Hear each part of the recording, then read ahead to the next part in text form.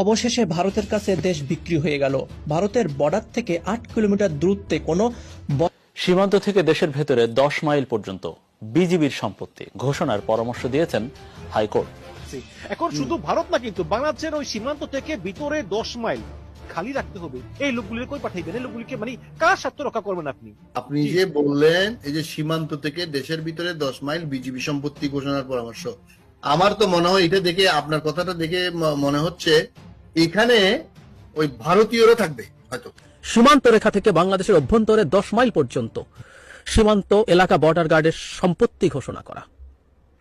উক্ত ঘোষণার 2, ফলে ক্ষতিগ্রস্ত সব ব্যক্তিগত সম্পত্তির মালিকদের ক্ষতির পরিমাণ নির্ণয় করে সমমূল্যের সরকারি খাসজমি রেখে তাদের বরাদ্দ দেয়া। দেশের ভেতরে 10 মাইল পর্যন্ত বিজিবির সম্পত্তি ঘোষণার পরামর্শ দিয়েছেন হাইকোর্ট। বাংলাদেশের সীমান্ত নিরাপত্তা কার্যকরীভাবে রক্ষা, আন্তঃরাষ্ট্র সীমান্ত অপরাধ শূন্যের কোটায় নামিয়ে আনতে এবং জাতীয় রাজস্ব আয় ফাঁকি প্রতিরোধ করতে এই পরামর্শ দেওয়া হয়েছে। আজ হাইকোর্টের একটি বেঞ্চ একটি মামলার 11 পৃষ্ঠার রায়ে এই পরামর্শ দিয়েছেন। রায় সীমান্ত রেখা থেকে দেশের অভ্যন্তরে 10 কিলোমিটার বা 10 মাইল বিজিবির সম্পত্তি ঘোষণা করা, সীমান্ত রেখা থেকে 8 কিলোমিটার জমি সম্পূর্ণ ফাঁকা ও সমান রাখা সহ সংসদকে 4 পরামর্শ দিয়েছেন হাইকোর্ট। আজকে একটা খবর, সেটা হচ্ছে যে মানে আমি আমি দেখি পাই কিনা, সেটা হচ্ছে যে এই যে স্ক্রিনে দেখতে পাচ্ছেন, সীমান্ত থেকে দেশের ভিতরে 10 মাইল বিজিবি সম্পত্তি ঘোষণার পরামর্শ।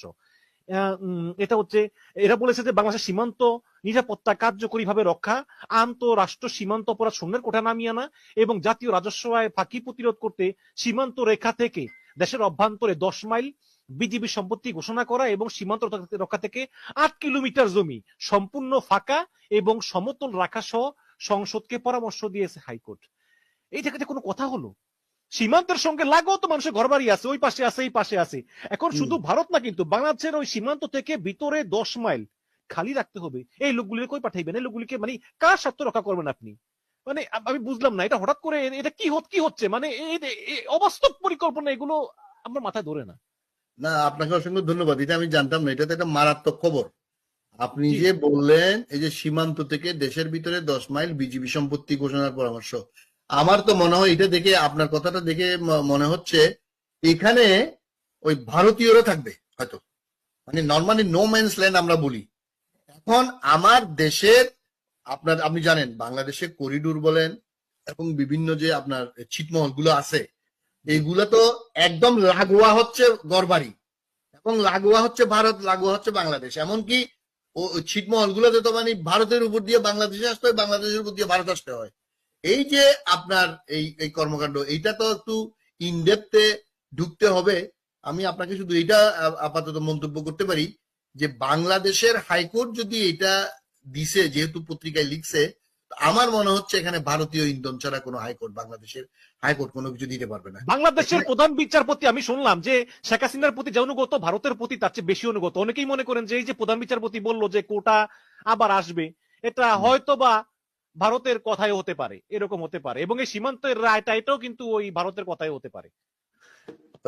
এই যে এখন খুব সম্ভবত ওবায়দুল হাসান এখন বাংলাদেশের প্রধান বিচারপতি। জি জি জি। তার ভাই হচ্ছে আওয়ামী লীগের এমপি। এই কয়দিন আগে সে রিটায়ার করছে, এই 24-এর আগে। এখন তার ছোট ভাই এবং তার বাবাও ছিল আওয়ামী লীগের এমপি।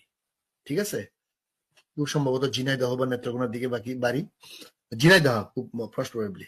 তো এরা হচ্ছে আপনার কোনো বিচারপতি না, এরা হচ্ছে আওয়ামী পতি, বাকশালপতি বা শপথবদ্ধ রাজনীতিবিদ। যে এনাতরিন বলছিল না, আমরা এরা হচ্ছে মানে বাকশাল কায়েম করার জন্য বাংলাদেশে ওরা প্রতিশ্রুতিবদ্ধ। এবং এরপরে হবে ভারত।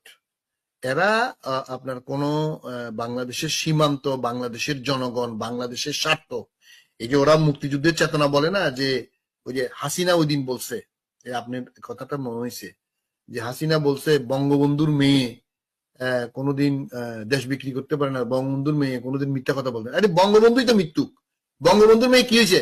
তোমার বাবা তো সবচেয়ে বড় মৃত্যু।